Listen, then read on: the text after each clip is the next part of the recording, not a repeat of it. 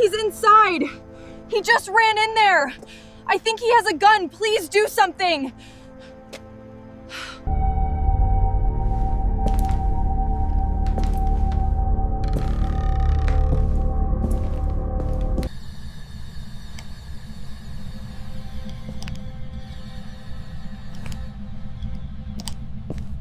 The story of Michael and Danielle Redlick did not begin like most love stories. It began with grief, money, and a dying woman named Kathleen. In 1996, Michael Redlick was a successful sports executive, the kind of man who wore fine suits, attended important games, and moved in circles most people only read about. He was charming, generous, and practical. When he met Kathleen, a woman battling terminal cancer, he made a decision that shocked the people around him. He decided to marry her, not purely out of romance, though affection was there, but because he wanted to ensure she had proper medical care and financial security during the final chapter of her life. Friends who knew him said plainly, Michael married Kathleen so she could receive better treatment. It was an unconventional act, somewhere between deep compassion and cold practicality. Kathleen passed away, leaving behind 2 children, a daughter named Danielle and a younger son.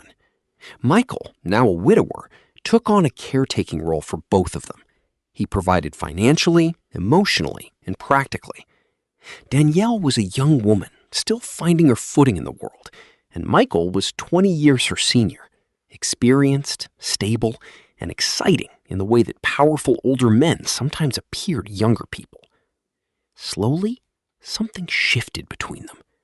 What began as a stepfather-stepdaughter dynamic quietly transformed into something else entirely. Friends and family members noticed and warned Michael directly. "What are you thinking?" they told him.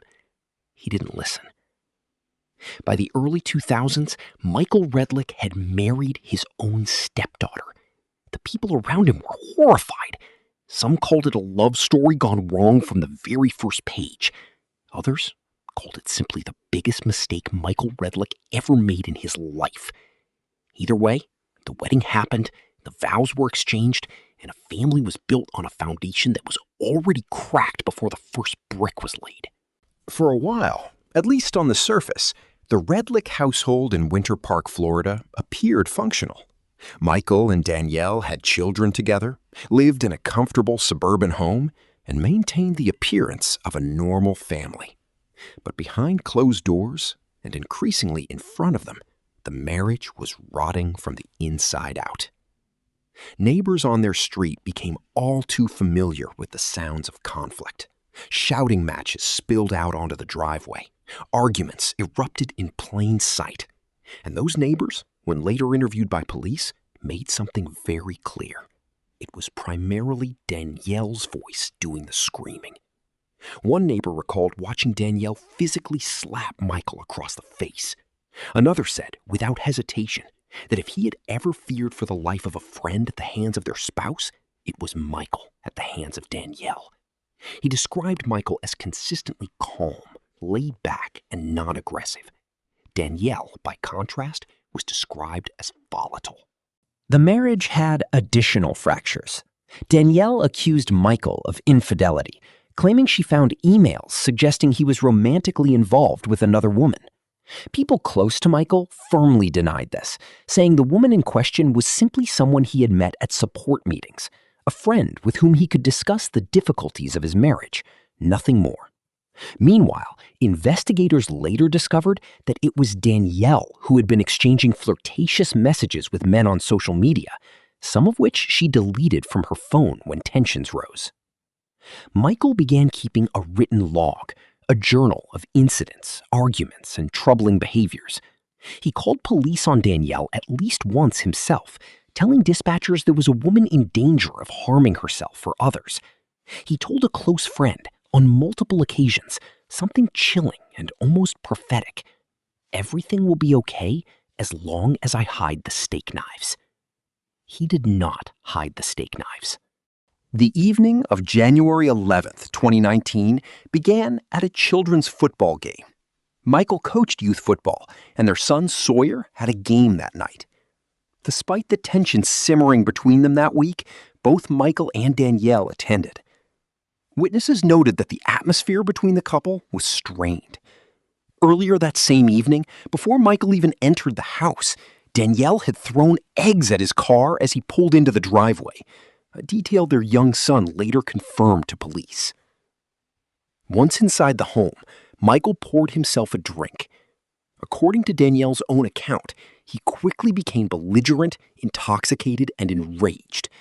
She described him as choking her, pinning her against the kitchen counter, straddling her body, and pressing her head down so she could not move.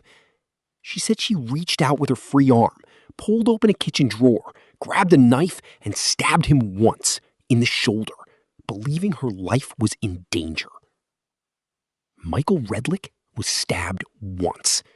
The wound, while not immediately fatal, caused him to bleed out over the next 11 hours. Here is where the story takes a deeply disturbing turn. Rather than calling emergency services immediately, Danielle did not dial 911 until the following morning, nearly 11 hours later. During those 11 hours, investigators believe she was not hiding in a bathroom, as she later claimed. Evidence suggested she was actively cleaning the crime scene. Towels soaked in blood were found near the staircase. A mop with blood on it sat beside a bucket filled with pinkish liquid. The entire area smelled strongly of bleach when police arrived. The wounds on Michael's body had dried. The blood had been partially scrubbed away. And according to digital records, during some portion of those 11 hours, Danielle had been browsing a dating website. At approximately 9:30 in the morning on January 12, 2019, dispatchers received a frantic phone call from a woman in Winter Park, Florida. The caller was Danielle Redlick, 45 years old, reporting that her husband was dead on the floor of their home. Her first explanation to the operator was that Michael had suffered a heart attack. Then the story changed. She told a detective that Michael had actually stabbed himself during a struggle between the two of them. Then the story changed again, eventually settling on self-defense. Police transported Danielle to the hospital for evaluation and sent detectives to speak with her there. What those detectives found was not a woman who appeared shattered by grief. She was calm, composed, and asked almost immediately whether she needed legal representation and whether she was free to leave. Investigators noted the shift, a woman who seemed more concerned about her legal exposure than the death of her husband. Days later, detectives returned to the Redlick home armed with a search warrant. They also obtained a warrant for Danielle's DNA, citing a death investigation, second-degree murder. When Danielle heard the words second-degree murder, she became visibly shaken and defiant. "I did not murder my husband," she told them repeatedly. Police interviewed the couple's children. Their 11-year-old son Sawyer confirmed the tension at the football game and described the egg-throwing incident. Their 15-year-old daughter Jaden provided perhaps the most stunning account of all, telling investigators that in the physical confrontations she had witnessed between her parents, it was always her mother who had been the aggressor. She recalled seeing a mark on her father's face caused by her mother's ring during an argument. When asked whether her father had ever left marks on her mother, she said she thought so, but only when he was pushing Danielle away in self-defense. Jaden also revealed that her mother had once deleted messages from her phone, messages that had sparked jealousy and arguments. The portrait being painted was not of an abused wife. It was of a volatile, controlling woman who had slowly pushed a patient man past every boundary he had. 3.5 years after Michael Redlick bled to death on the floor of his own home, Danielle Redlick stood trial on charges of second-degree murder and tampering with evidence. The courtroom became a battleground over two competing portraits of the same marriage. Prosecutors argued methodically and powerfully. Their case rested on several pillars. First, Danielle had waited 11 hours to call for help, behavior completely inconsistent with someone in genuine fear, shock, or grief. Second, she had actively cleaned the crime scene using bleach, mops, and towels, demonstrating what prosecutors called a guilty mind. Third, she had changed her story multiple times, from heart attack to self-inflicted stabbing to self-defense. Fourth, an email Danielle had written to Michael months before his death was read aloud to the jury. In it, she wrote about her anger, calling her words only sounds of a dull knife compared to his alleged cruelty, a metaphor prosecutors found impossible to ignore given how Michael ultimately died. Fifth, digital records showed she had been browsing a dating site while her husband lay dying. The defense countered by leaning heavily into the domestic violence narrative. Danielle's attorneys presented her as a smaller woman terrorized over years by a larger, older, controlling man. They argued the shoulder wound, not a heart or chest wound, suggested she had not intended to kill him, only to stop him. They brought up the previous domestic violence report she had filed against Michael. And in the most pivotal moment of the trial, Danielle took the stand herself. She was composed. She was detailed. She described being pinned to the counter, unable to breathe, genuinely believing she was about to die. She said the knife was within reach and that she acted purely on survival instinct. Under cross-examination, prosecutors pressed her hard on why she had not called for help afterward, not even to try to save him. Her answers were unsteady. She admitted she had hoped at one point that perhaps his death could be attributed to a heart attack so she would not be held responsible. It was a startling moment of honesty that cut both ways. The jury deliberated for just 4 hours. The verdict that came back from the jury left the courtroom divided and the community stunned. Danielle Redlick was found not guilty of second-degree murder. She was found guilty of tampering with physical evidence. For those who had watched the case closely, neighbors who had seen her strike Michael, friends who remembered Michael's warning about hiding the steak knives, investigators who had walked into a bleach-soaked crime scene, the acquittal was devastating. One person close to Michael said simply, "Justice wasn't served. I couldn't believe she got away with it." Legal observers offered more measured reactions.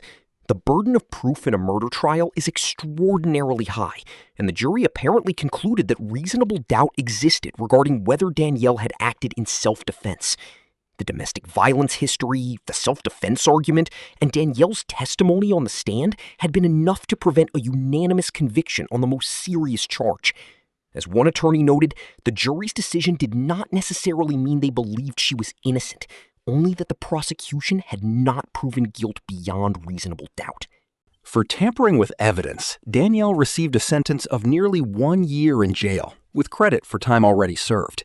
She was released on 12 months of probation. The most haunting coda to the story came from Danielle's own daughter, Jaden, the same teenager who had sat in a detective's office and pointed the finger of blame at her own mother. Jaden wrote a letter to the court after the verdict, asking for a no-contact order for herself and her brother Sawyer.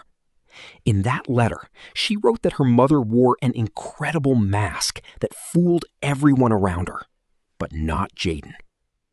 Michael Redlick, once a beloved Little League coach and sports executive, was buried after a eulogy delivered by the woman now widely believed by those who knew him to have taken his life. His friends remember a gentle, patient man who loved his children and stayed too long in a relationship that was slowly destroying him. He had known the danger. He had even named it. He just didn't hide the steak knives.